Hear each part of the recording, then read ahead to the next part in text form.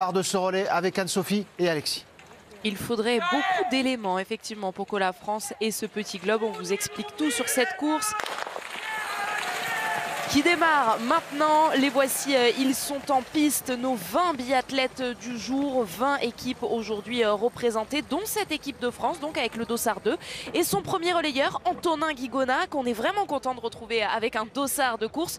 Lui qui a été remplaçant durant les Jeux Olympiques, mais qui a toutefois disputé quelques courses avec justement les remplaçants, comme nous l'expliquait son entraîneur Vincent Vitos tout à l'heure dans l'avant-course. Oui, c'est vrai que ça fait plaisir de voir Antonin reprendre un vrai départ. Je l'ai vécu cette situation à Vancouver, d'être remplaçant sur toutes les courses aux Jeux Olympiques. Je ne sais pas comment lui vraiment il l'a vécu cette année, mais c'est quand même dur de voir les autres courir et d'attendre, de toujours se poser la question de savoir si on va prendre une course ou pas. Finalement, il n'a pas pris de départ, Antonin.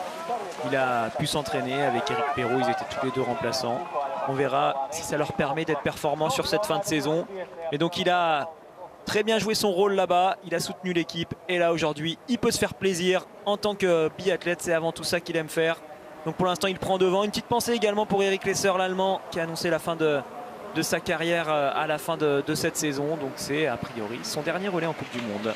46e et dernier relais masculin effectivement pour Eric Lesser, cette équipe d'Allemagne qui aligne une grosse armada. C'est le cas également de l'équipe de Suède. Alors les Allemands ils avaient terminé 4e à Pékin, les Suédois 5e, et ces deux équipes, Allemagne comme Suède, alignent la même équipe que pour les Jeux Olympiques. Voilà, ça vous pose un peu le décor. Ils ne sont pas là pour rigoler. Ah oui, on va avoir un beau relais aujourd'hui. Alors bien sûr toujours l'absence des Russes, des Biélorusses, des Chinois pour diverses raisons, des Ukrainiens également bien entendu, et quelques Norvégiens quand même qui font la différence. Cette équipe de Norvège qui passe de leader à peut-être équipe un petit peu plus d'outsider, mais on a quand même toujours une équipe qui est dangereuse avec la Norvège. On sait, les remplaçants en général c'est pas des rigolos, ils sont pas là pour simplement participer à cette course, mais eux aussi auront à cœur d'essayer de la gagner. Et en l'absence des frères Beu, on a un petit peu remanié donc cette équipe de Norvège. On voit là le premier relayeur, il s'agit de Sivert Bakken. Il y aura ensuite Philippe Andersen, puis Sturla Leigrid et Vetle Christiansen. Sturla Leigrid en 3e relayeur, c'est carrément assez surprenant puisque en 9 relais disputés, à 8 reprises, il a été au poste de premier relayeur, poste que connaît bien Antonin Guigona et notamment Eric Lesser, l'Allemand dont on a parlé. Pour les Norvégiens, c'est donc Sivert Bakken qui commence le boulot. C'est des changements qui sont logiques au vu de la configuration de l'équipe. On met les biathlètes les plus expérimentés un petit peu plus à l'arrière de cette course. On le sait, en général, le tout premier relais est celui où on va le moins vite en ski, car le premier tour, voilà, celui qu'on voit actuellement, sauf surprise, se fait à une allure un peu plus lente que les autres. Il faut par contre un biathlète qui est capable de bien tirer sur le coucher pour rester au contact. Et puis ensuite on essaye de faire en sorte de revenir à moins de 20-30 secondes quand on passe le premier relais. Donc Leigrid qui a toujours été choisi justement en tant que premier relayeur pour la Norvège, car il était hyper costaud au niveau de son tir. Et aujourd'hui on va plutôt le mettre à l'arrière pour jouer sur son expérience. Mais attention, on est quand même sur une équipe norvégienne qui se reconstruit là, mine de rien. On a toujours Tarjei et Johannes qui sont là. Christiansen également. On a perdu Johannes Dalle cette saison qui allait plus sur l'IBU Cup. Et on le voit, c'est vraiment une équipe qui est jeune, qui est en train de se reconstruire pour les années qui arrivent. Et Bakken ainsi qu'Andersen là, qui vont faire partie de cette course, c'est peut-être des biathlètes qui pourraient jouer le classement général dans une ou deux saisons. Il faudra les surveiller avec attention car ils sont quand même assez jeunes tous les deux. Et la Norvège qui pourrait donc décrocher aujourd'hui le petit globe du relais. Allez, je vous avais promis qu'on vous donnerait les scénarios. Pour l'instant, ce sont eux donc qui sont en tête, les Norvégiens. En cas de victoire, ils décrocheraient même ce petit globe pour la 5e saison consécutive. Les Français, ils sont 3e sur ce classement, derrière les Russes qui n'ont pas aujourd'hui la chance de défendre leur 2e place. Alors, est-ce que les Français peuvent l'obtenir, ce petit globe du relais? Oui, pourquoi pas, mais pour ça, il faut qu'ils gagnent et que dans le même temps, les Norvégiens terminent au-delà de la 8e place. On a envie de dire peu de chances que ça arrive. C'est une réalité, peu de chances que ça arrive, mais le scénario d'hier nous a montré que tout était possible en biathlon. Ça c'est sûr, et c'est surtout ces problèmes techniques là, qui peuvent arriver, ces faits de course. Plutôt ce serait un meilleur terme que problème technique. Les faits de course en biathlon, ça peut tout changer. À tout moment il peut se passer quelque chose. On peut avoir un bris de matériel, une carabine, un ski qui change tout. On peut avoir un problème sur le règlement. On l'a vu hier avec Justine. Voilà, plein de choses qui peuvent bouleverser le résultat final. Donc oui, c'est sûr que les Norvégiens, normalement, ils le tiennent bien, ce petit globe de cristal. Mais attention, il faudra quand même terminer le travail. Le travail, pour l'instant, il a plutôt bien commencé pour tous ces biathlètes. Donc, ils viennent de terminer cette première boucle, 2,5 km à parcourir. C'est fait, il faudra faire 3 tours au total pour chaque biathlète et 2 passages sur le pas de tir. Ça commence maintenant avec un tir couché. Et toujours le vent, même s'il fait beau.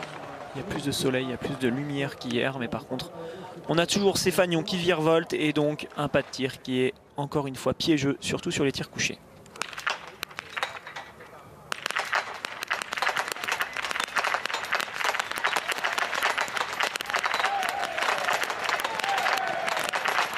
Le Canadien s'en sort très bien, il va pouvoir ressortir, tout comme Eric Lesser pour l'Allemagne. Sivert Beken blanchit cette dernière cible et Antonin Guigona également qui va partir avec ce wagon de tête. Oui, là c'est vraiment très bien fait, toutes les équipes favorites répondent présentes. Le Suisse a un tout petit peu plus de mal, mais sinon ça va rester devant avec beaucoup de monde. On va partir pour un deuxième tour avec quasiment tous les favoris. On a un peu parlé des grosses équipes en l'absence de la Russie qui, elle, normalement, fait aussi partie de ces grosses équipes. On a aujourd'hui l'Allemagne à surveiller sur 4 biathlètes, hein, je l'entends, sur cette course au total. Donc l'Allemagne, la Suède, la Norvège, la France, pourquoi pas un peu d'Italie, qui sont vraiment présents tout au long de cette course devant. Ça pourrait jouer en fin de course. Alors vous disiez tout à l'heure, Alexis, le propre de ce premier relais, c'est qu'on ne va pas trop vite. On l'a constaté dès le premier tour, c'était plutôt tranquille. Enfin, on n'aurait pas aimé être dans le peloton, mais quand même, alors qu'on revoit Eric Lesser, qu'on va très certainement beaucoup voir, lui qui dispute son tout dernier relais par genre. Voilà, donc un premier relais, une première boucle en tout cas un petit peu tranquille. Est-ce qu'il faut s'attendre à la même configuration là dès ce deuxième tour, ou certains vont peut-être en profiter pour commencer à dynamiter tout ça? Ça se pourrait bien qu'on ait la même configuration, car toutes les grosses équipes sont devant. Parfois on voit des biathlètes qui choisissent d'accélérer. S'ils ont repéré qu'une équipe s'était fait coincer sur le premier tir, ils essayent de creuser les écarts. Mais là tout le monde est là, donc c'est difficile de prendre la course à son compte. Antonin, comme tout à l'heure, se met devant sur la partie plate du stade avant de basculer dans cette grande descente. Il va peut-être encore une fois se refaire doubler et puis se remettre derrière pour peut-être laisser le Norvégien ou l'Allemand emmener tout ça. On voit que les Slovènes sont eux aussi très bien sortis. Le Canadien est là dans les skis du Slovène justement. On a l'Italie, la Slovaquie, l'Estonie et l'Autriche.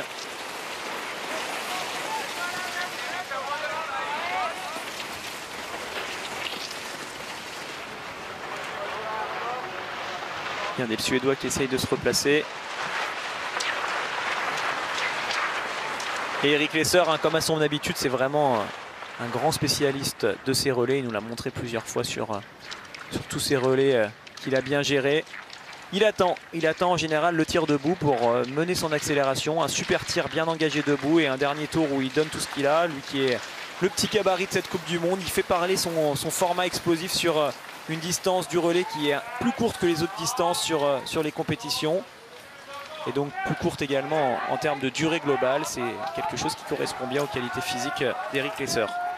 Eric Lesser qui a donc annoncé hier midi plutôt, prendre sa retraite à 33 ans.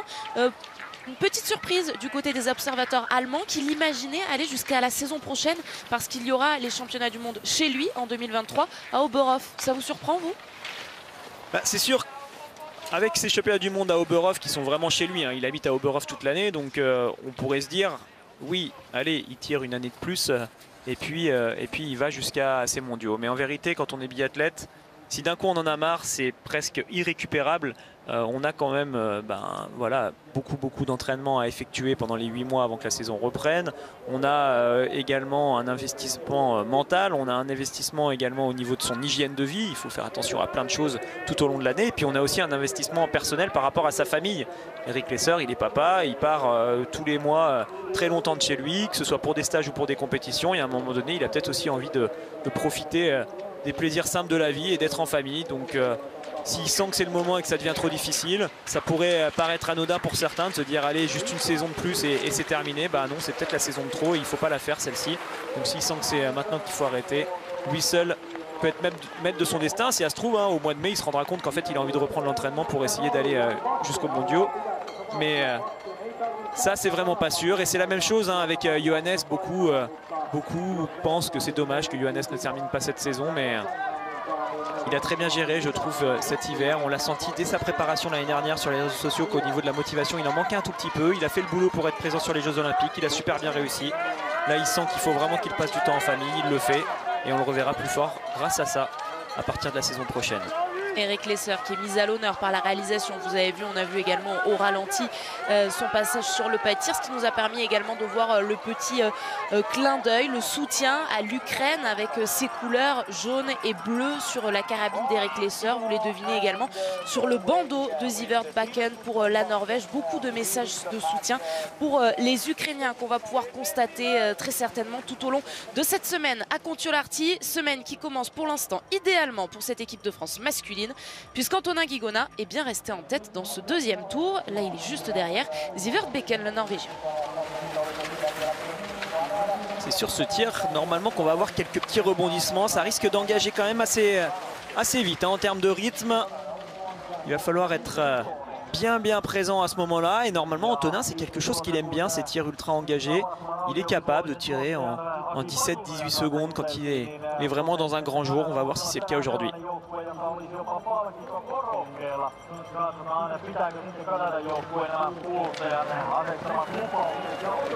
Bakken, il a une belle opportunité sur cette fin de saison pour s'affirmer dans cette équipe norvégienne. En l'absence de Johannes, ça fait forcément une place de libre. Donc un peu moins de pression pour ceux qui sont à la limite de la sélection. Et pouvoir être quasiment assuré de faire toutes les courses jusqu'à la fin de l'hiver. Il pourrait se révéler grâce à ça.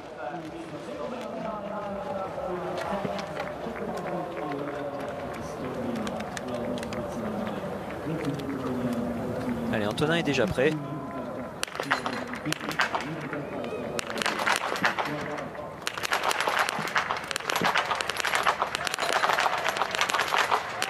Allez, attention, Antonin qui a raté plusieurs balles, il va falloir se reprendre, casser cette dynamique où il voulait être ultra rapide. C'est fait pour Eric Lesser, il a fait son petit coup habituel, super tir debout. Maintenant il va se lâcher dans le dernier tour pour essayer de faire des écarts. Antonin n'a plus le droit à l'erreur, sinon ce sera l'anneau de pénalité. La Norvège coince aussi. Seuls les Allemands parmi les grosses équipes pour l'instant ressortent devant. Attention, le Suédois vient de faire un joli tir qui va lui permettre de ressortir devant. Et les deux là n'ont plus le droit à l'erreur, sinon c'est l'anneau. Ce sera un tour pour Antonin, a priori. Ah non, c'est bon, ça a basculé.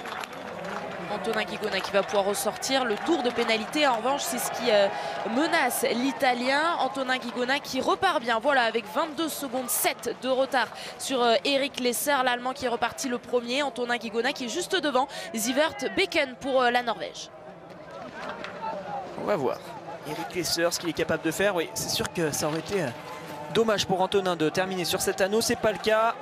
Donc on va regarder un petit peu ce que ça donne en termes d'écart. Il est Antonin à 10 secondes derrière le Suédois et 22 secondes derrière l'Allemand Eric Lesser qui est en tête.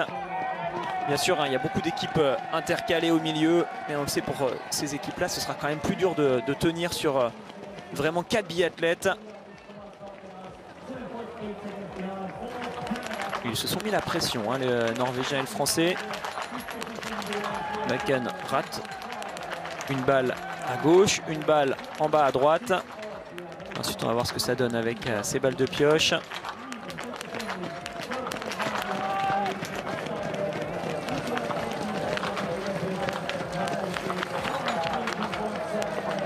Celle-ci est ratée en haut à gauche, on la voit bien.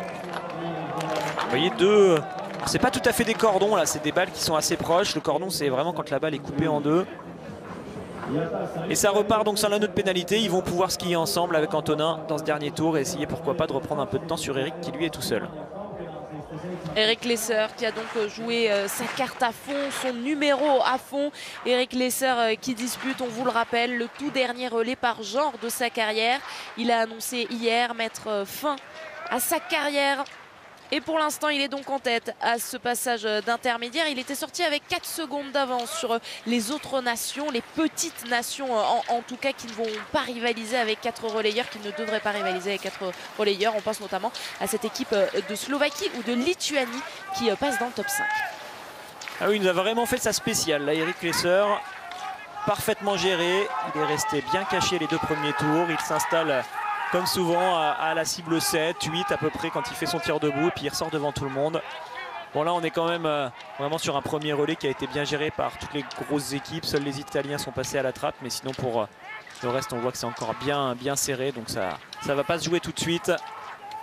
Alors que Bormolini lui, il le sait. Il doit vraiment cravacher pour essayer de reprendre un peu de temps parce que 46 secondes après un seul relais ça fait quand même beaucoup.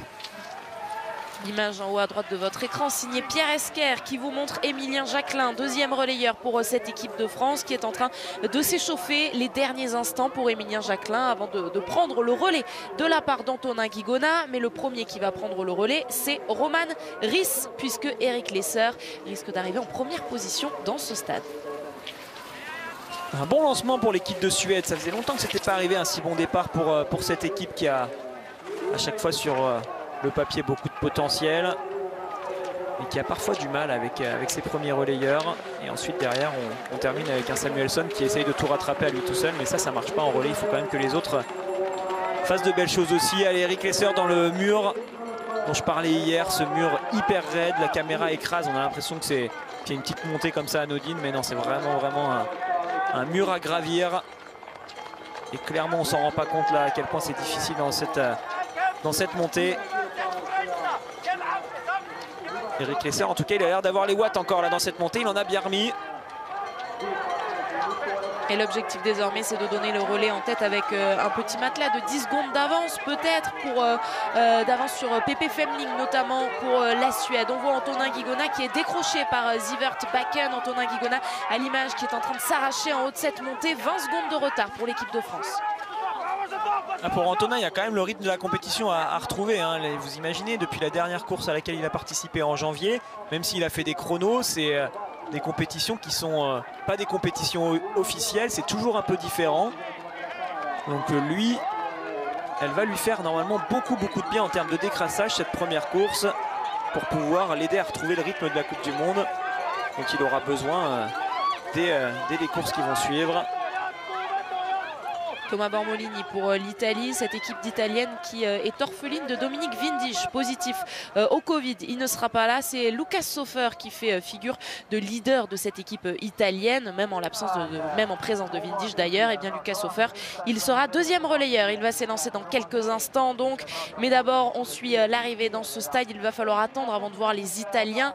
Eric Lesser pour l'Allemagne, lui, est déjà là. Il passe une dernière fois devant ce pas de tir, ne s'arrête pas pour tirer évidemment. Il va tourner sur la droite pour donner le relais à Roman Ries.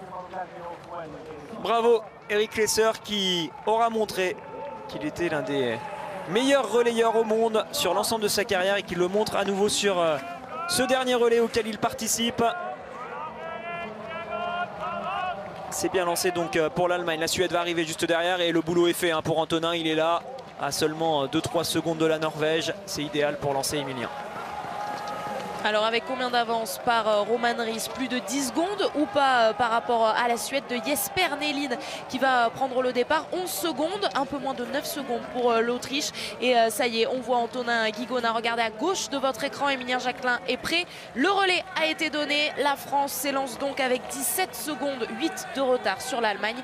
On marque une pause et on se retrouve juste après pour vivre ensemble ce relais.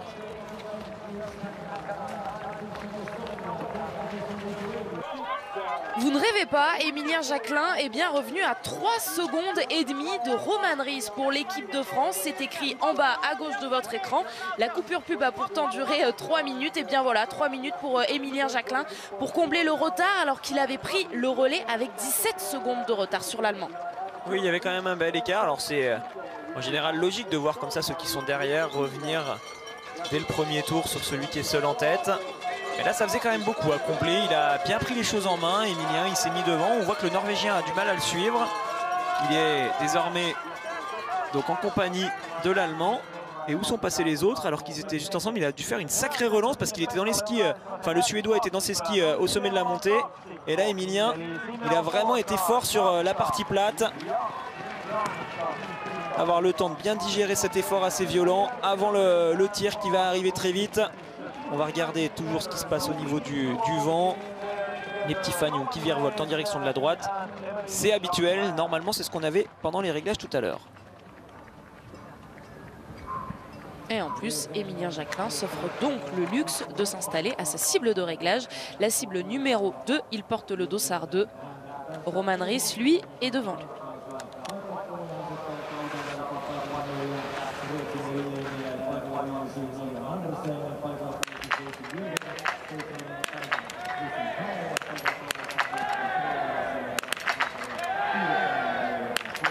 Oh, il est en feu, Émilien Jacquelin, quel premier tour et quel premier tir. La France ressort en tête. Oui, c'est vraiment très bien. Il n'y a pas de choses sensationnelles. Enfin, il n'invente rien, Émilien. Il laisse parler ce qu'il sait faire. Et pour l'instant, c'est très bon.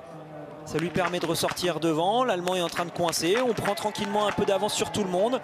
Ça, c'est chouette. Ça va les obliger à se mettre dans une situation de chasseur. Désormais, ils vont essayer de s'affoler un peu. Ils vont essayer d'accélérer. Attention, la Suède là qui cale, ça y est, qui va pouvoir se remettre dans le rythme pour essayer de revenir sur la Norvège et l'Allemagne qui viennent juste de ressortir. Mais bravo à Émilien qui pour l'instant fait un départ parfait et qui gère bien les choses. Et on va voir s'il en remet autant dans ce deuxième tour. Vous le voyez, donc il ressort avec quasiment 10 secondes d'avance sur Simon Eder. Pour l'équipe d'Autriche, est-ce qu'il y en aura davantage au prochain intermédiaire? Les cris qui accompagnent, qui encouragent la Finlande à domicile. La Finlande de Tero Seppälä. Oui, accompagné par Lucas Hofer. Là, il y a un beau petit duo là tous les deux. Seppälä, Hofer, ces deux biathlètes qui ont du talent. Et l'objectif pour eux, c'est pas forcément de revenir sur la tête parce que ça va être compliqué de reprendre du temps. Par contre, c'est au moins d'essayer de se replacer. Ils sont actuellement 10e et 11e. Il y a la possibilité pour ces deux équipes de se replacer dans le top 6. À l'issue de ce relais, on voit les impacts des balles d'Émilien. Cette balle était cordon en haut, mais ça a quand même basculé. Le reste, c'était très bon.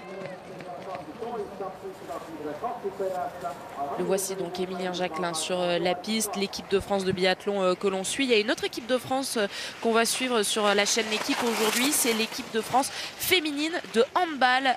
Notez le rendez-vous, 21h05, Croatie-France. C'est un match de qualification à l'Euro 2022 et donc nos championnes olympiques en titre affrontent la Croatie. Lui, il est vice-champion olympique en titre du relais mixte et du relais justement.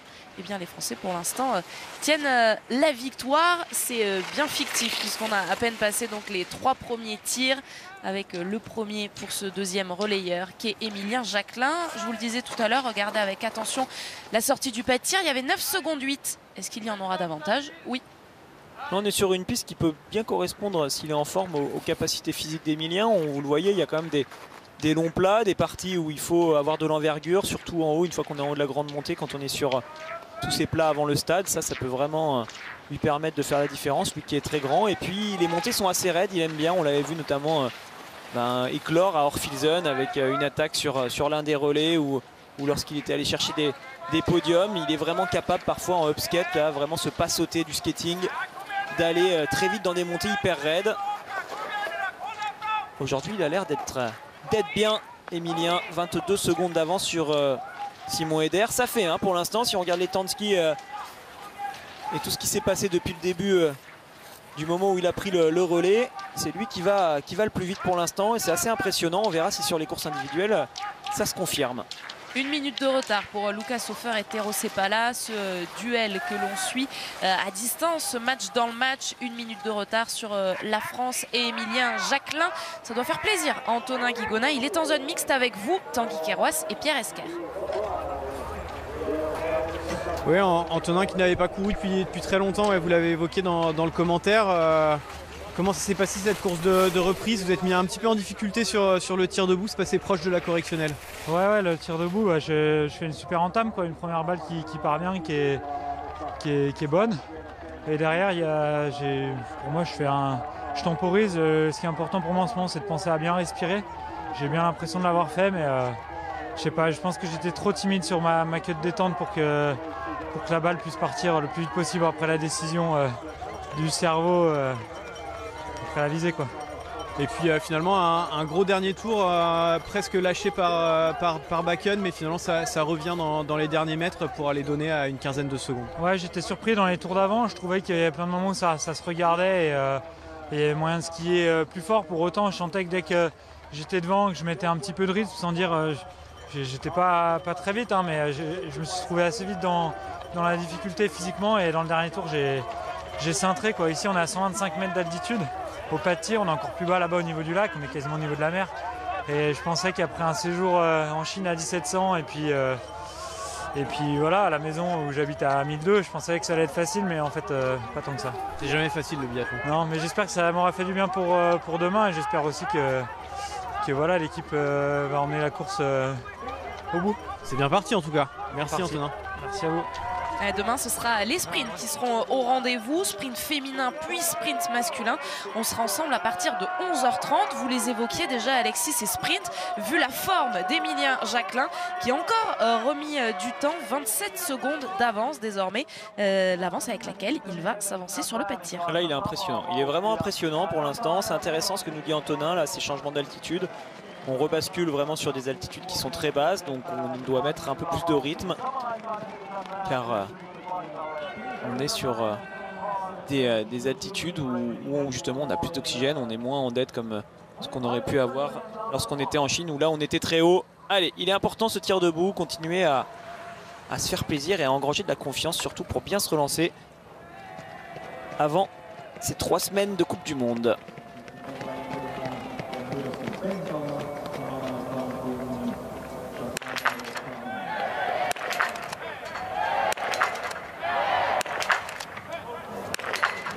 Allez, un tir très rapide qui va lui permettre de pouvoir blanchir la cible qu'il manque et de ressortir avec de l'avance, puisque vous voyez Philippe Andersen, il est en train de s'installer quand Emilien Jacquelin va pouvoir ressortir, toujours en tête. Oui, la deuxième était peut-être cordon également, il y a eu un bruit un peu différent, on verra si on a le ralenti tout à l'heure, mais c'est parfait. Emilien qui vraiment rentre dans sa Coupe du Monde, ce retour d'après les JO commence très bien. On va voir ce que ça donne pour l'Allemagne et la Norvège, s'ils parviennent à rester à bonne distance du Français.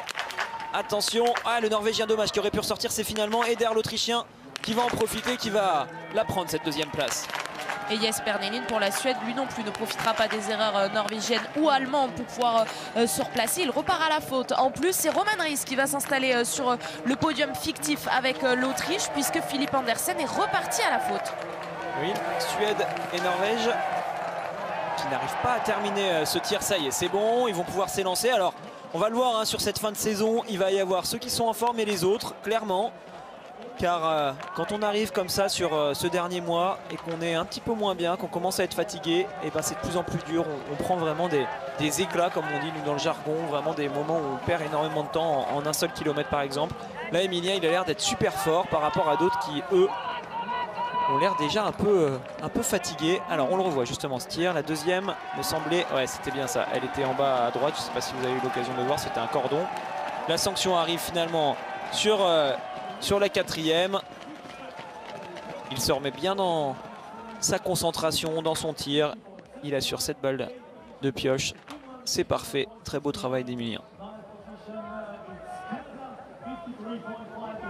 Emilien Jacquelin qui est donc ressorti avec la même avance avec laquelle il s'était installé sur le pas de tir. C'est 27 secondes qu'on a vu sur le chrono tout à l'heure. C'est 27 secondes sur Simon Eder. On va évidemment surveiller ce chrono également par rapport à Roman Ries, l'Allemand qui est ressorti à 32 secondes. Philippe Andersen, le Norvégien, à 46 secondes. Et enfin Jesper Nelin à 50 secondes.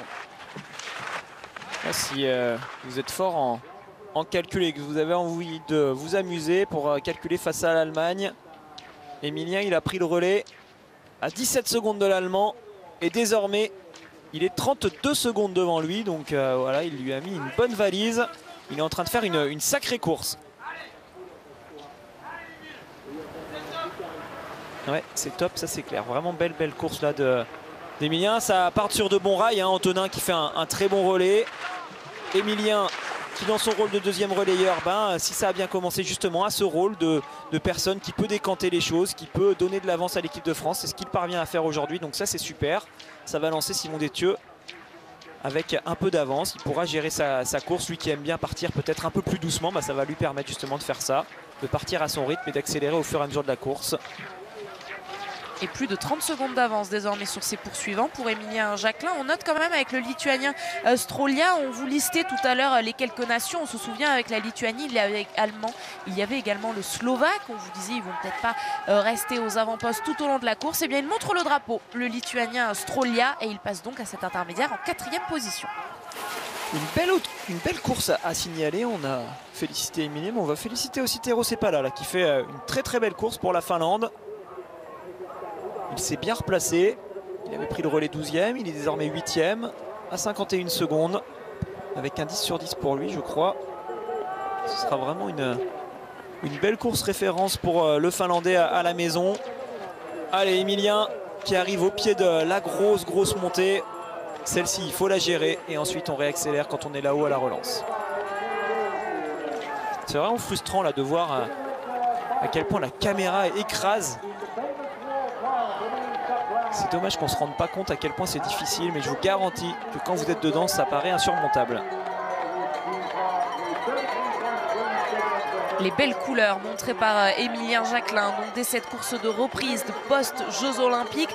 On vous a parlé du sprint qui aura lieu demain, et puis dimanche ce sera les poursuites. Rendez-vous également à 11h30, un format qui plaît à Emilien Jacquelin, mais le sprint pourrait encore plus lui plaire cette saison puisqu'il est en lice toujours, alors qu'il reste 3 sprints à disputer sur les 3 dernières semaines, en lice pour aller chercher le petit globe de la spécialité. Pour l'instant, Emilien Jacquelin, Quentin Fillon-Maillet et Sébastien Samuelsson se tiennent en 4 points à peine sur le podium de ce classement du sprint. Prometteur en tout cas, beaucoup de promesses en vue de demain, et toujours désormais cette trentaine de secondes d'avance pour Emilien Jacquelin avant de donner le relais à Simon Détieux.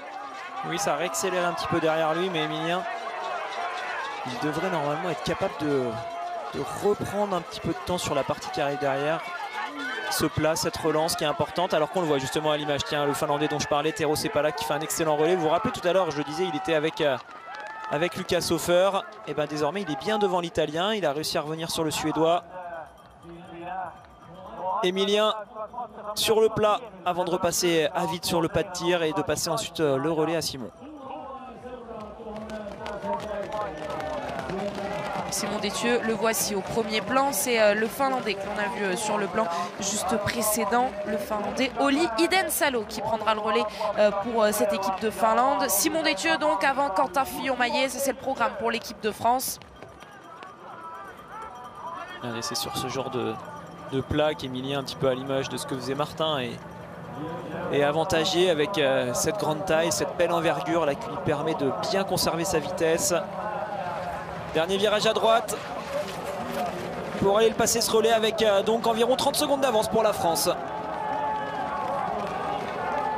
Simon Détieux qui va se retrouver tout seul sur la piste, alors que vous pouvez le constater à droite de votre écran sur le plan précédent. On voit les autres nations, elles vont être ensemble sur la piste. Emilien Jacquelin a bien touché le bras gauche de Simon Détieux. La France est donc élancée dans cette course. On a vu Bénédicte Doll pour les Allemands. Du côté des Autrichiens, c'est Felix Leitner qui va prendre le relais. Ils ont repris un tout petit peu de temps là. Il va y avoir moins de 30 secondes, 24-25 secondes de retard pour l'Autriche et l'Allemagne. L'Autriche, l'Allemagne, la Lituanie, la Suisse et puis à l'instant la Norvège. Sturla Leigrid est également sur la piste avec moins de 30 secondes de retard sur l'équipe de France qui est en tête. On marque une pause, la dernière de cette course, et on se retrouve après pour vivre la fin en intégralité.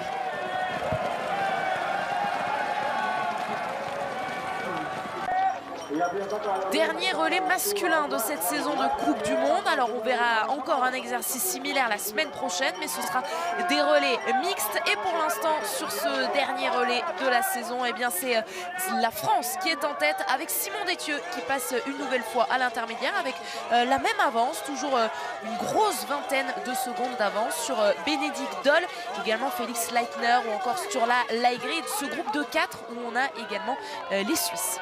Oui, attention à l'Autriche, on les a pas vraiment cochés parmi les favoris. Par contre, ils sont toujours là. Avec Leitner, ça peut tenir. C'est surtout le premier relayeur qu'on attendait moins et qui a fait un super relais pour l'Autriche avec Komatz. Donc là, on a eu Simon Eder, pas de problème. Ça a bien tenu son rang. Il a fait un super relais. Leitner, lui aussi, normalement, c'est le leader actuel de cette équipe autrichienne. Donc ça devrait peut-être bien se passer. Et on verra ensuite sur le tout dernier relayeur si ça tient. pour un éventuel podium, car pour l'instant l'Autriche fait un très bon début de relais. Petite surprise aussi avec la Lituanie. Strolia qui confirme ses progrès depuis quelques Coupes du Monde désormais, là on le voit, de plus en plus régulier, qui fait de très belles choses. Et puis les Suisses sont là aussi pour l'instant devant la Norvège et la Suède qu'on attendait un peu plus. Simon lui s'installe en tête, toujours avec au moins 20 secondes d'avance sur tout le monde.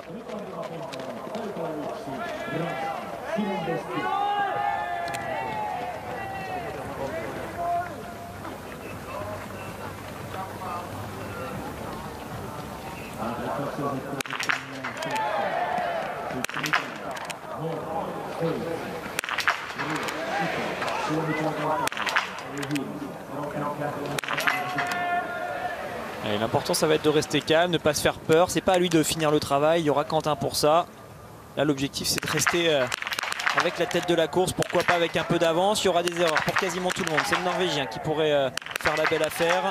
Simon Détieux va ressortir quoi qu'il en soit avant le Norvégien, puisqu'en plus Sturla Lægreid part à la faute. Une faute partout au moins pour le groupe de poursuivants pour l'équipe de France.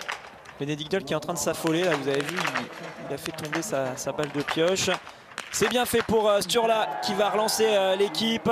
Allez, l'Allemagne, l'Autriche, c'est fini. Ponsiluoma, il lui reste une balle. Ça va repartir. Et ils se sont bien regroupés là tous quand même. On va avoir un beau petit peloton. Il y avait du retard pour la Suède et l'Italie. Là désormais ça va être un peu plus serré.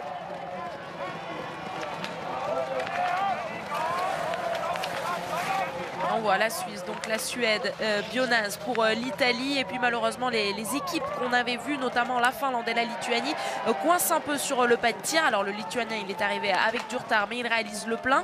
3 balles de pioche nécessaires pour Iden Salo pour la Finlande. Ils vont toutefois ressortir tous les deux dans ce top 10. Oui, je vous parle souvent de ces équipes qui sont capables ou non de tenir sur 4 relayeurs.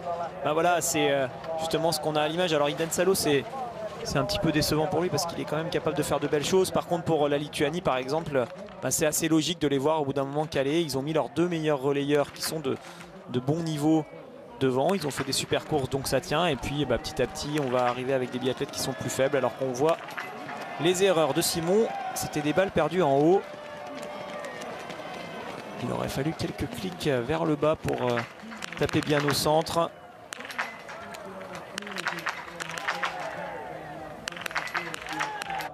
L'essentiel est là, en tout cas les balles de pioche, il fallait les mettre et Simon Détieux a réussi à les mettre toutes les deux. Le prochain exercice pour lui, ce sera donc ce tir debout, mais avant cela, ce serait pas mal de garder à distance Sturla Lægreid. Le Norvégien est ressorti avec 13 secondes 7 de retard. Il a vraiment fait le beau numéro là, le Norvégien qui relance complètement la Norvège. Hein. On s'était dit que le plus dur avait été fait par l'équipe de France. Attention, ne pas se faire peur dans ce virage quand même. On s'était dit que le plus dur avait été fait, qu'on avait réussi à la distancer, cette Norvège. Ben non, finalement, on se retrouve avec deux très bons relayeurs, 2 cadres de ce relais norvégien, Sturla et Christiansen, qui sont tout à fait capables désormais de rivaliser face à Simon et Quentin. Donc c'est pas encore terminé cette histoire pour la victoire, loin de là. Et surtout que Sturla est en train de faire un sacré numéro. Hein. Il était ressorti avec 13 secondes, mais ça se voit désormais, il est sur les talons de Simon. Ça va rentrer dans quelques secondes, je pense. Félix Leitner était à 1 seconde, à peine 1 seconde et 2 dixièmes très précisément du Norvégien.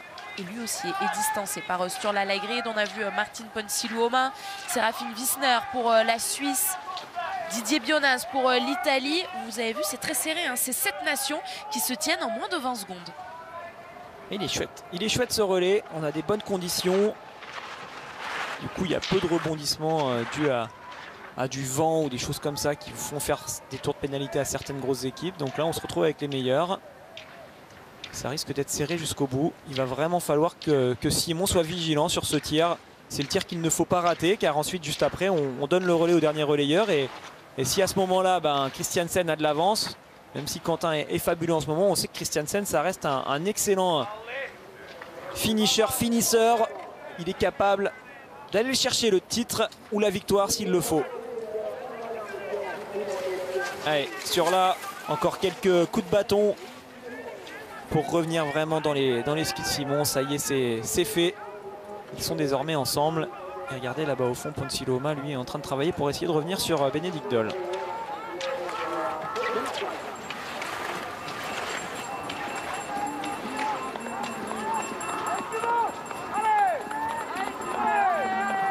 des encouragements pour Simon Détieux, de quelques supporters que vous avez sans doute vus également hier sur le relais féminin, des supporters français qui ont fait le déplacement. Les supporters sont autorisés ici à Kontiolahti en Finlande pour revenir encourager les biathlètes. Alors pour l'instant les tribunes sont assez parsemées, mais on espère qu'il y aura davantage de monde. Regardez, on les voit, les drapeaux tricolores à gauche et les encouragements donc pour Simon Détieux qui a désormais dans ses skis Sturla Laigred. Et derrière ils se sont regroupés tous les trois. Sturla, il avait pris le relais à 28 secondes,8 de Simon. Désormais il est à 1 seconde, donc il a repris pas mal de temps sur ce début de course. Les Allemands avaient pris le relais à 25 secondes, ils sont désormais à 10 secondes. On avait la Suède qui avait pris le relais à 37 secondes. Là aussi ça s'est bien rapproché pour Ponsi Luoma. C'est la même chose pour l'Italien qui lui avait pris le relais à 42 secondes, qui désormais est à 21 secondes. Donc on a vraiment ce regroupement qui est en train de s'effectuer. Et malheureusement le Finlandais pour l'instant est en train de faire l'effort pour revenir sur ce regroupement. Toujours 50 secondes de retard alors qu'on a vu Autrichiens, Allemands, Suédois skier ensemble. C'est le cas également pour le duo entre l'Italie et la Suisse. Mais lui, Iden Salo, il est bien seul pour l'instant sur cette piste. Le Finlandais qui aura peut-être l'occasion de se replacer à l'issue du prochain tir. C'est un tir debout et ça va être dans quelques secondes maintenant pour les biathlètes. Les premiers à s'installer, ça va donc être Simon Détieux et Sturla Laigred pour l'équipe de France et l'équipe de Norvège. Attention, là ça va être un tir à risque pour Simon. On le sait, Sturla Laigred est capable d'aller faire des beaux 5 sur 5. Alors sur cette saison par rapport à la saison dernière, il est quand même moins régulier au niveau de son tir, mais on le sait, c'est quand même quelqu'un qui a un vrai savoir-faire de ce côté-là. Donc si on part du principe qu'il y a de grandes chances que le Norvégien fasse un beau tir, il va falloir que Simon fasse la même chose et ne surtout pas perdre le contact avec lui pour que Christiansen ne parte pas avec de l'avance sur Quentin.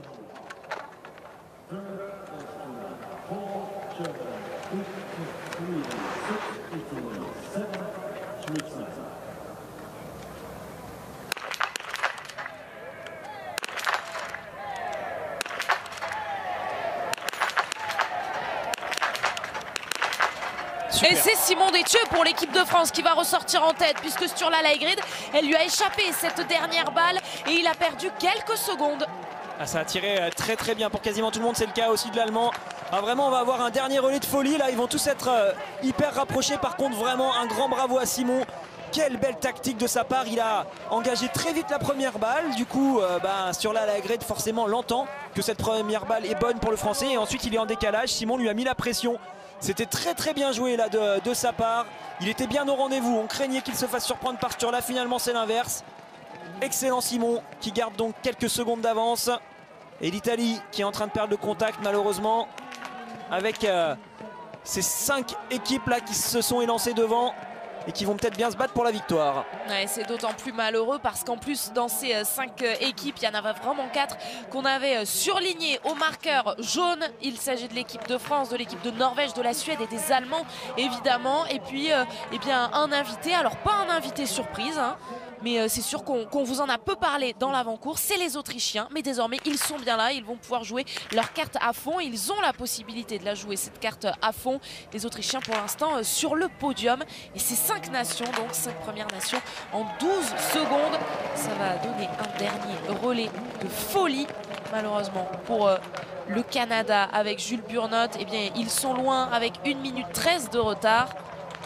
Et on va bien sûr la regarder cette course des Autrichiens, mais ça risque quand même d'être un petit peu plus compliqué pour eux, alors qu'on voit Quentin qui encourage. C'est vrai qu'on est sur un site ici à Kontiolahti où on repasse bien autour de l'espace qui est dédié là pour cette zone de changement, cet espace de préparation. Et donc ça permet à Quentin de suivre la course et d'encourager ses copains quand il passe à côté de lui. Quentin aux encouragements, Simon sur la piste et Émilien Jacquelin lui en zone mixte à l'interview avec vous Tanguy et Pierre. Oui Emilien, j'imagine satisfait de votre relais. On vous a vu vous faire plaisir et sur la piste et sur le pas de tir. Ouais, c'est ça, je retrouve des couleurs. Depuis que j'ai rechaussé les skis il y a 2 jours, je sens bien que physiquement ça va un peu mieux, même mentalement. Donc j'avais à cœur de faire ce relais pour voir où j'en étais. Il en a manqué un petit peu dans le dernier tour, mais je pense que c'est aussi normal. On avait prévu de faire de cette course un décrassage en vue des des prochaines courses de ce week-end. Voilà, c'est peut-être aussi pour ça qu'un Simon est pas super bien aujourd'hui. Hier, j'ai bien vu les Suédois faire un gros décrassage pour cette course. Voilà, c'est des choix différents, la fin de saison est longue et pour ma part, je suis content de voir que ça revient bien. 5 équipes en 7 secondes, là, vous nous donnez votre podium à la fin de la course? France, si quand même, France 1er, Norvège 2 et Suède 3. Je pense que voilà, Samuelsson a à cœur de se reprendre après des Jeux olympiques un peu ratés. Christiansen a l'air en confiance, Quentin, on n'en parle même pas. Mais bon, il faut faire attention aussi à l'Allemagne qui peut être très fort sur ce dernier relais avec Navrat. Merci Emilien. Bon, c'est incertain. Du coup, le prono d'Emilien Jacquelin, il a hésité presque à mettre la France en première position. Et puis, oui, effectivement, Quentin Fillon-Maillet qui va terminer. Mais un suspense qui va être entier pour le passage des derniers relayeurs, même si on voit là les Autrichiens qui sont un petit peu distancés. Ça va être la folie là, ce dernier relais. Bah ouais, les 4 plus grosses équipes, même pour Emilien, c'est pas facile de choisir. Bien sûr, on aimerait voir Quentin régler le compte à tout le monde, mais on sait Samuelsson c'est pas n'importe qui, Christiansen non plus, Navrat super relayeur, super dernier relayeur pour cette équipe, donc ça va être du costaud. L'Autriche, Leitner, on s'attendait pas forcément à le voir craquer, c'est plus pour celui qui va suivre qu'on se dit que ça va être un peu difficile de rivaliser. Son meilleur résultat en individuel c'est une 31e place, alors qu'il va jouer face à des gaillards qui ont tous gagné plusieurs fois des Coupes du Monde. Ça risque de pas être simple pour l'Autrichien, mais on verra, pourquoi pas avoir une surprise. Et on guettera également l'Italie. Il y aura peut-être un match justement pour la 5e place entre l'Italie et l'Autriche. L'équipe de France pour l'instant qui est en train de briller, c'est du biathlon, c'est sur la chaîne L'équipe, et il y a une autre équipe de France qui va briller très certainement aujourd'hui. En tout cas, on le souhaite, ce sera un peu plus tard dans la journée. Rendez-vous à 21h05, je parle de l'équipe de France féminine de handball, match de qualification à l'Euro 2022. Croatie-France, les championnes olympiques en titre donc qui affrontent la Croatie. Les Français, eux, ils sont vice-champions olympiques en titre. Ils avaient terminé derrière la Norvège, justement, qui est bien là, à Pékin. Attention à Ponsiluoma, là, qui est en train de passer devant. On le voit, Benedict Doll est un peu juste. Il a du mal à tenir là sur cette fin de piste. Alors c'est du plat, il y a des descentes où normalement il devrait pouvoir revenir au contact. Ponsiluoma qui a quand même fait un relais de folie. Il avait pris le relais tout à l'heure à 37 secondes. Désormais, il est devant. C'est lui qui fait la grosse course là parmi ces 4 biathlètes qu'on a à l'image. Et ça s'arrache pour Sturla Alegre et Benedict Doll pour essayer de rester dans les skis de Simon et de Ponsiluoma. Allez, Simon va se faire plaisir, repasser devant le Suédois juste avant de passer le relais. Ça permettra d'avoir un peu de place au moment où il devra toucher Quentin. Vous l'avez vu, Quentin Fillon-Maillet sur le plan précédent qui est pour l'instant tout sourire et qui s'amusait même, nous semble-t-il, avec Vetle Christiansen. Mais ça va être un tout autre combat désormais sur la piste. Ils vont s'élancer à 4. L'Autrichien est désormais bien distancé et la France va donner le relais en toute première position dans ce groupe de 4. Simon Détieux va donner le relais à Quentin Fillon-Maillet. Allez, ils vont partir tous les 4 ensemble. Là, il va y avoir des choix tactiques, stratégiques à faire. Est-ce que ça va partir à fond? Est-ce qu'on va se regarder? Réponse tout de suite. En tout cas, on a du très solide pour terminer cette course. Et notamment le quintuple médaillé olympique de ces Jeux de Pékin, Quentin Fillon-Maillet, que l'on retrouve pour sa première course de reprise sur ce relais masculin. Quentin Fillon-Maillet que l'on retrouve avec un dossard et qui aura désormais une autre quête dans cette fin de saison, celle du gros globe de cristal. Il aura pour ça 7 courses individuelles pour marquer un maximum de points. On vous le rappelle, les relais ne permettent pas de marquer des points sur le classement général. C'est pas le cas non plus des courses des Jeux Olympiques, mais Quentin avait déjà assez d'avance juste avant de partir à Pékin. On le retrouvera donc avec le dossard jaune demain sur le sprint. On sera ensemble à partir de 11h30. Pour l'instant, pas de dossard distinctif, mais la France qui est plutôt très bien placée. Mais ils sont 4 en tête et il n'y a que 3 places sur le podium. Ah oui, il n'est pas joué le podium là quand on voit les adversaires de Quentin. Alors oui, sur le papier, c'est lui le plus fort, mais par contre, il va falloir le montrer et le prouver à tout le monde sur ce pas de tir. C'est vrai que Samuelsson, on l'attend sur cette fin de saison. Il est quand même passé à côté de ses JO. C'était pas son niveau du début de saison, lui qui était en tête du classement général de la Coupe du Monde. Il a désormais à cœur, je pense, de vraiment montrer un autre visage sur toute cette fin de saison. Christiansen, il adore ce genre de situation. On a vu Quentin sourire. Christiansen, c'est le mec qui est tout à fait capable de vous sortir sur la ligne de départ. Un petit truc du style, bon, bah, bravo pour votre victoire. Genre de dire ça à Quentin, style, de toute façon, tu es plus fort que moi, quoi qu'il arrive, tu vas me battre. Alors qu'en fait, il espère bien tirer son épingle du jeu. Ils sont très très forts pour ça, les Norvégiens. Donc il va falloir se méfier de lui jusqu'au bout.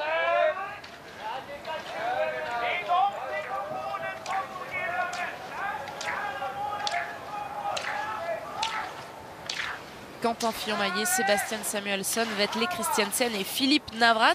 Ils étaient déjà alignés à ce poste-là, ce poste de 4e relayeur pour leur nation.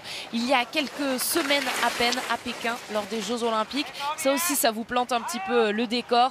On va voir un dernier relais de fou. Et pour l'instant, bien, ce premier tour ne les départage pas. Ils se tiennent encore tous les 4 dans la même seconde. Et comme pour les autres relayeurs, il y aura pour les départager 2 passages sur le pas de tir, un couché, un debout. Oui, c'est un peu triste de le dire comme ça, mais finalement les autres relayeurs n'ont presque servi à rien, en tout cas dans le dénouement final de cette course. On repart à zéro complètement.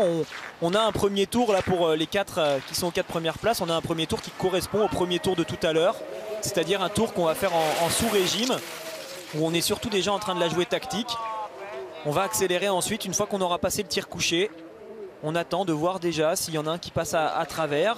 S'il y a une équipe qui saute, bah, ça permet dans un premier temps d'assurer le podium. Et puis ensuite, on essaye de se battre pour la victoire avec ceux qui restent sur le dernier debout. Mais là, clairement, on le voit, hein, ils ne sont pas à fond, ils sont en train de gérer. Quentin a mené au début, il a laissé passer Christiansen. Ils sont en train de dérouler pour l'instant. Et ils le savent, il faudra répondre présent au moment où ça va accélérer, quand on sera sur le pas de tir.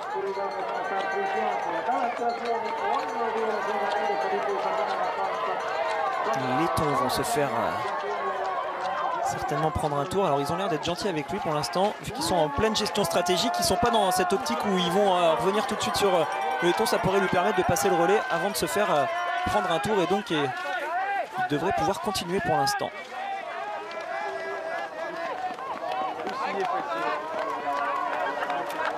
On n'aimerait pas être à sa place quand même à ce biathlète letton et sentir ce quatuor derrière, ce quatuor de champions, de grands costauds de la Coupe du Monde. On est vraiment gâtés pour cette course de reprise sur le circuit masculin. On a repris déjà hier avec ce relais féminin où malheureusement les Françaises ont été disqualifiées. Pour l'instant, les Français du côté des hommes, ils sont bien là. Ça le démange Samuelsson, ça le démange. Il a eu envie d'accélérer, il n'a pas osé le faire.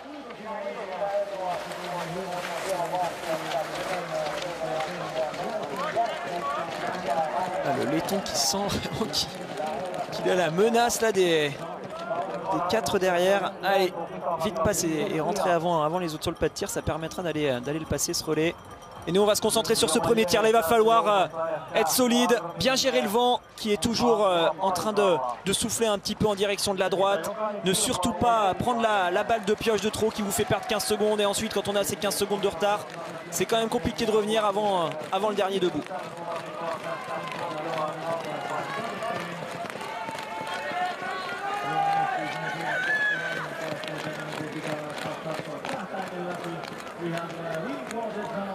Shooting range traffic corresponding the front position. Lane 1, Sweden. Lane 3, France. Lane 3, Norway. Lane 4, it's Germany.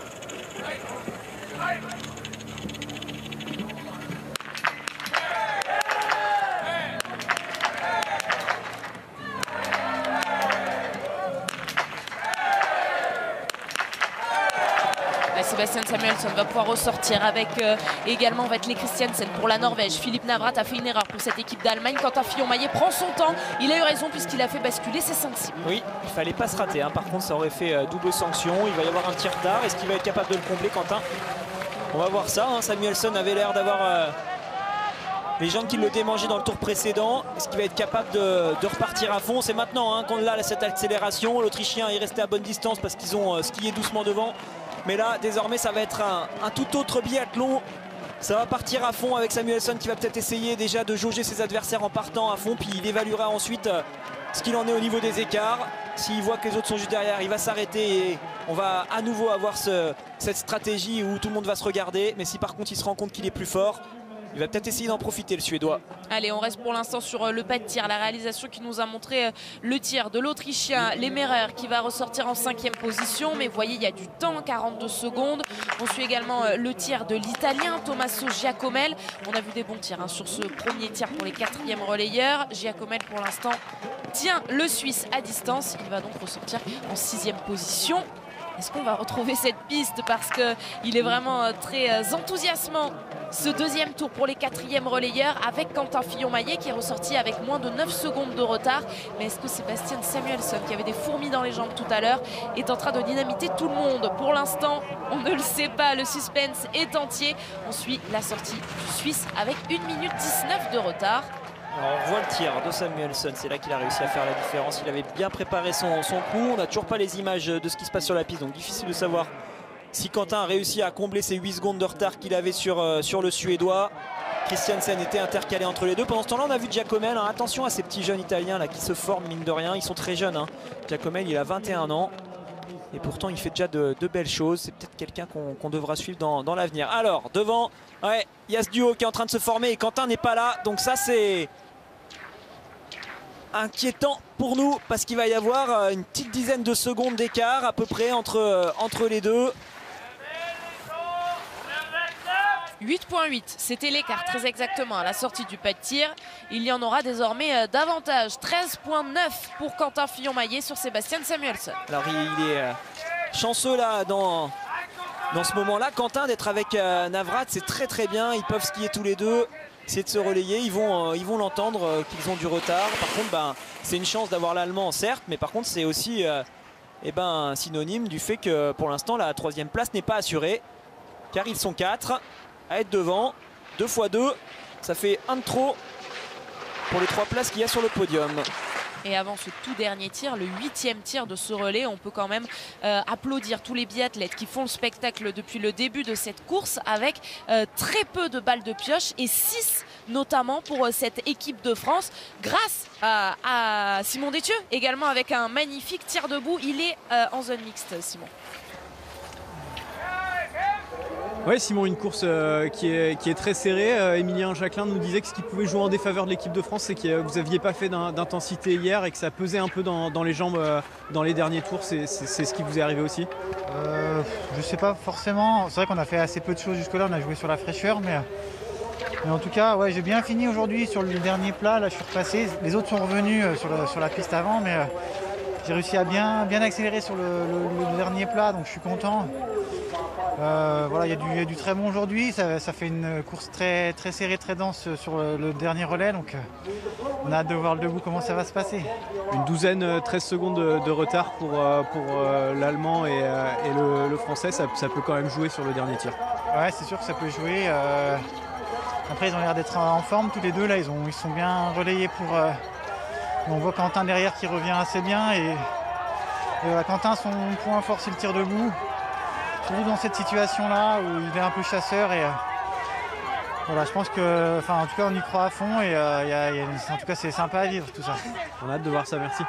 Commentaire en direct de Simon Détieux par rapport aux images que vous aviez à gauche. Quentin Fillon-Maillet qui est en train de bien revenir. Et oui, vous l'avez vu désormais, 6 secondes de retard. Alors toujours le laiton devant, Alexis. Tout à l'heure, ça se regardait. On s'est dit qu'il serait préservé. Mais là, difficile d'imaginer qu'il ne va pas être repris. Oui, il va être repris, surtout qu'eux, ils vont aller tirer debout alors que lui, il va aller tirer couché. Et donc c'est un tir qui est plus long, le tir couché.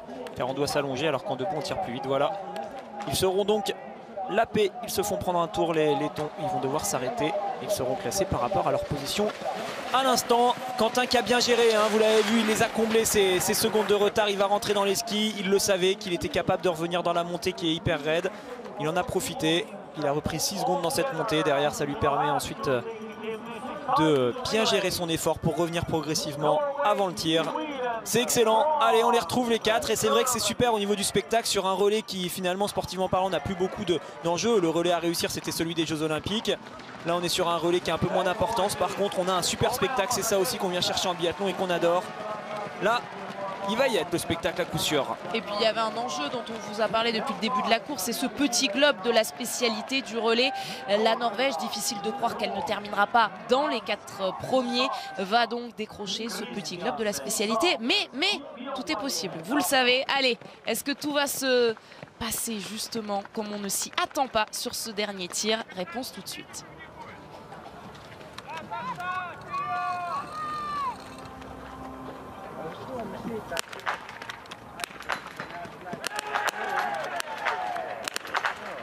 Allez, c'est Quentin qui a désormais l'avantage. C'est lui qui est en train de prendre de l'avance sur tout le monde.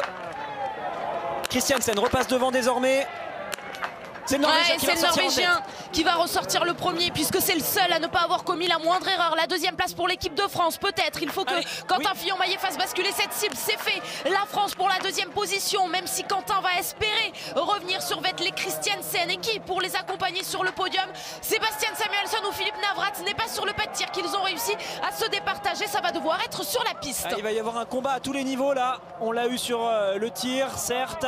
Par contre, c'est encore pas fini sur la piste. 9 secondes d'avance pour Christiansen, ça fait quand même pas mal. Hein. C'est pas simple de revenir sur le Norvégien qui est vraiment le spécialiste de ces derniers tours de relais. En plus, on n'a pas skié tout à l'heure dans le tout premier tour. Donc Christiansen a tiré un tout petit peu plus doucement que Quentin. Par contre, il a fait le 5 sur 5 qui lui permet de ressortir en tête.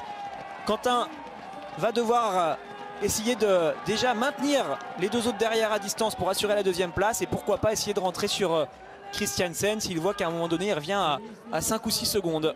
7 balles de pioche pour cette équipe de Norvège, 7 balles de pioche également pour l'équipe de France sur ce relais. Ils ne sont pas donc départagés sur le pas de tir. Ça va devoir donc désormais être sur la piste. 9 secondes d'avance pour Vetle Christiansen à la sortie de ce 8e et dernier tir. Qu'il est fort dans ses derniers tirs, Christiansen en relais. Alors, il est un peu meilleur que... Enfin, il est peut-être plus prédisposé au niveau physique que Quentin sur la partie du début de la piste, sur le plat.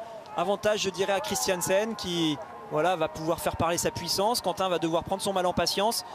Quentin, c'est plutôt dans la montée très raide qui pourrait essayer de reprendre un peu du temps en norvégien. Mais là, on voit qu'il a fait le nécessaire. Hein. Christiansen, il a pris une belle avance. Ça paraît important désormais. Et ensuite, vraiment, quand on revient sur la partie finale, on le sait, Christiansen est un excellent sprinter. Donc ce sera difficile si à ce moment-là, ils sont ensemble au sommet de la grande montée pour Quentin de faire la différence. Mais déjà, on va attendre de voir sur l'intermédiaire qui va arriver dans environ 45 secondes. C'est là qu'on aura les informations sur cet écart entre Quentin et le Norvégien. Ah, il a de l'avance hein, quand même. Il a de l'avance le Christiansen. Et puis derrière, ça commence à devenir dangereux pour Quentin avec le Suédois et l'Allemand qui sont juste là. Allez, il y a l'impression visuelle et puis il y a également cet intermédiaire pour nous montrer très exactement l'écart. Oh, Sébastien Samuelsson qui est tout près de Quentin Fillon-Maillet. Est-ce qu'il pourrait arriver à 3 au sprint pour aller se disputer la deuxième place? Il y a 2 secondes d'écart, allez presque 3 entre Quentin Fillon-Maillet et ce duo derrière. Philippe Navrat s'accroche au ski de Sébastien Samuelsson. On vient de passer la partie qui était la plus délicate à gérer pour Quentin, cette partie où tout le monde fait parler la puissance. Christiansen très costaud s'en est servi, les deux autres ils sont ensemble, ils s'en sont servis aussi. Là on arrive maintenant dans la partie où c'est la caisse qui parle, c'est-à-dire c'est le cardiaque, c'est vraiment la vitesse que vous êtes capable d'obtenir au niveau de votre vitesse de train. C'est là que Quentin peut faire la différence, car de ce côté-là il est bien costaud. Et puis oui, on voit à l'image ceux qui suivent, avec l'Autriche qui est donc ressorti 5e, la Suisse qui est ressorti 6e et l'Italie 7e actuellement. Alors, qu'est-ce que ça dit? Là, on est sur le plat juste avant la grande montée. Il faudrait voir Quentin maintenant pour avoir un espoir. Mais là, ça semble désormais bien réglé cette affaire avec un Christiansen qui nous aura fait un sacré numéro, comme il sait le faire. Et Quentin, lui, la mission, ça va être d'essayer de laisser sur place le Suédois et l'Allemand dans la grande montée. Les déposer avant de revenir dans ce stade et peut-être s'éviter le sprint. Un sprint pour la deuxième place. La victoire, elle est trop loin. Vetle Christiansen, les champions olympiques en titre norvégiens, vont donc décrocher avec la manière ce petit globe de la spécialité. Et on y arrive en bas de cette montée. Attention à Samuelsson qui se décale. Ça, c'est pas bon signe. Ça veut dire qu'il va vouloir engager.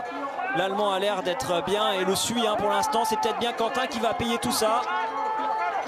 Alors, Quentin est-il en mesure là de rester devant? Pour l'instant c'est difficile de voir pour nous parce qu'on est vraiment sur un plan de face qui écrase. L'Allemand se prend les skis dans les skis de Quentin.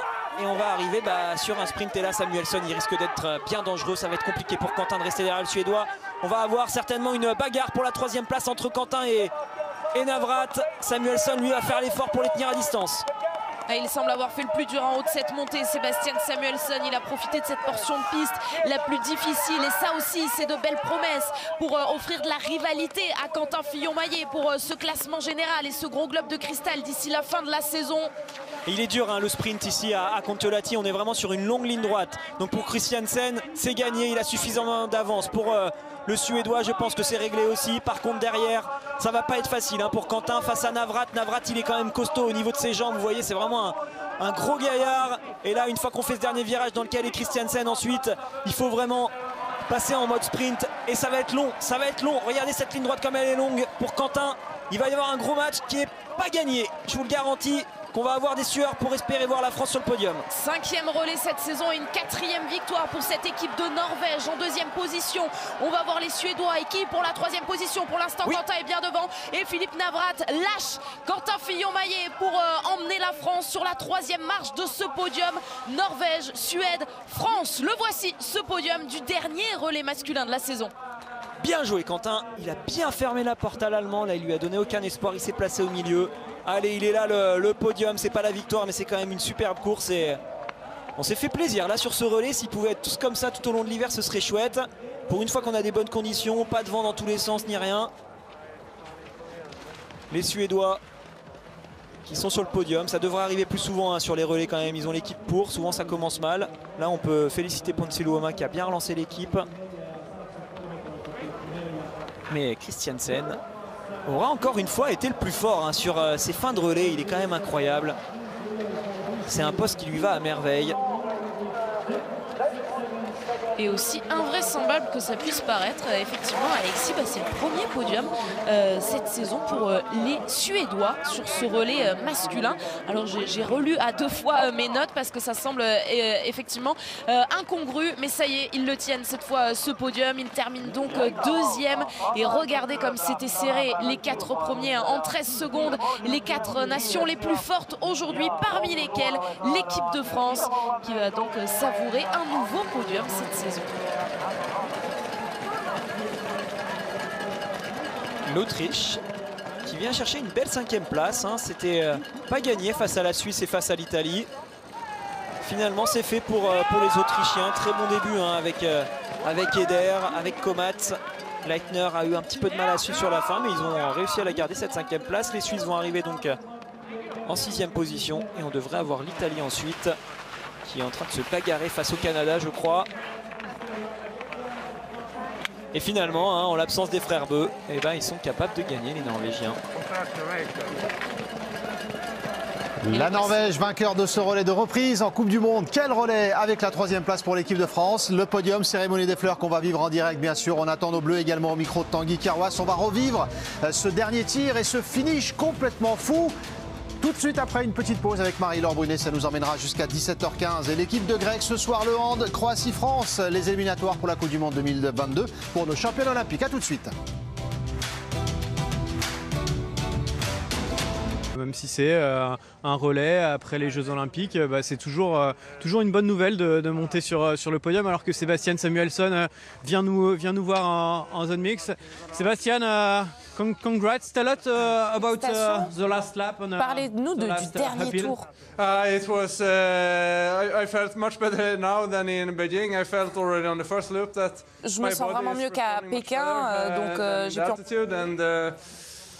I saw that maybe it's possible to catch Quentin. Et j'ai vu assez rapidement que c'était possible d'aller chercher Quentin. Then the last uphill, I go out besides Norway because I didn't want Germany to push too hard, and then I felt in the last part of the uphill that I was. J'ai vu que les Allemands n'étaient pas capables de me suivre, donc j'en ai profité en bas de cette montée pour aller chercher la deuxième place. Vous pensez au classement général? Non, je pense vraiment que c'est pour Quentin cette saison. Mais je vais me battre pour la 2e place. Bravo, parce que c'était un décrassage, vous vous rendez compte, pour l'équipe de France. Et quel joli décrassage pour nos Bleus avant les sprints. Demain, la cérémonie. J'allais dire la première, parce qu'on a notre cerveau un peu occulté celle d'hier, malheureusement, sur le relais féminin. Mais le premier podium, en tout cas, depuis la reprise après les Jeux Olympiques pour l'équipe de France. 3e, Anne-Sophie. On va profiter de cette belle cérémonie avant de décrypter dans le détail ce relais et d'entendre nos Bleus qui reviendront au micro de Tanguy, bien sûr. Et les Français qui ont tenu leur rang tout au long de cette saison. C'était le 5e relais que l'on vivait cette saison, Jeux Olympiques compris. Et c'est la 4e fois que l'on va voir l'équipe de France sur ce podium. Mais jamais de victoire cette saison sur le relais. C'est donc une 3e place aujourd'hui pour Antonin Guigona, Émilien Jacquelin, Simon Détieux et Quentin Fillon-Maillet. Et on profite de cette lumière en arrière-plan, le coucher du soleil en Finlande. C'est toujours somptueux. On arrive dans la bonne période quand les jours rallongent. C'est vrai qu'à l'automne, c'est toujours particulier de monter dans le nord parce qu'il fait beaucoup trop nuit, à mon goût en tout cas. Mais là, on arrive sur la période où, à l'inverse, il y a de plus en plus de soleil et ça dure très longtemps. Et puis on profite aussi d'un petit peu de bruit dans les tribunes, oui. Puisque vous le savez, les spectateurs sont autorisés à revenir encourager les biathlètes. Et on a vu que certains Français avaient fait le déplacement. Alors certes, il y a le bruit du staff de l'équipe de France, mais aussi qui vient des tribunes. On en profite. On espère qu'il y aura encore plus de monde tout au long de ce week-end, qui commence bien, en tout cas cette semaine pour les Bleus, avec la 3e place sur le relais. Contiolarty, là où Martin Fourcade a arrêté sa carrière. Et Martin Fourcade, on revit une course de légende à Contiolarty dans quelques minutes. 2e place pour cette équipe suédoise qui n'était pas montée sur le podium une seule fois cette saison. Alors j'ai eu besoin de relire à 2 fois mes notes quand je l'ai dit à la fin de la course. Et il faut même remonter jusqu'au championnat du monde de Pokljuka la saison dernière pour les voir sur le podium. Ils avaient déjà terminé 2e. Les voici certainement à leur juste place aujourd'hui. C'est incroyable ça, c'est quasiment une anomalie. Hein. On en dira un mot, Alexis, après ce podium.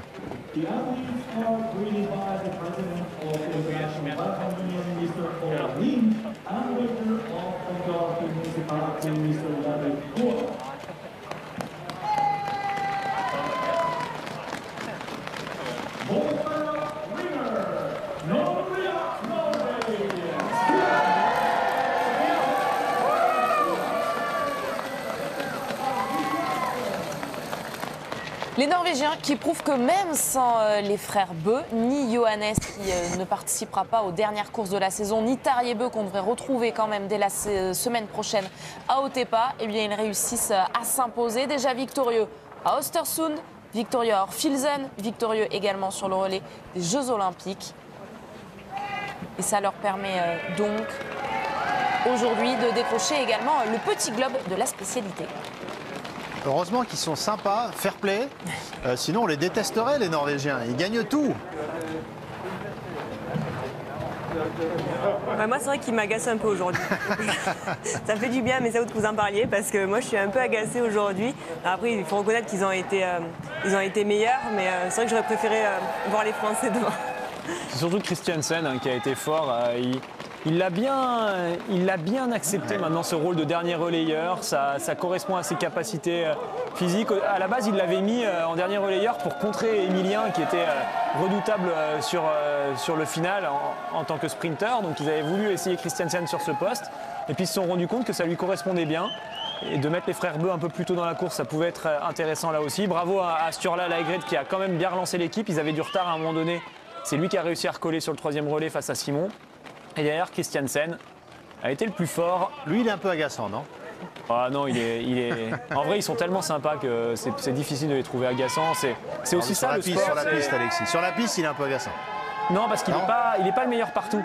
Quentin va le battre à d'autres moments. C'est sûr que par contre, sur des formats très courts, très dynamiques, il a une puissance et une capacité musculaire qui est quand même hors du commun.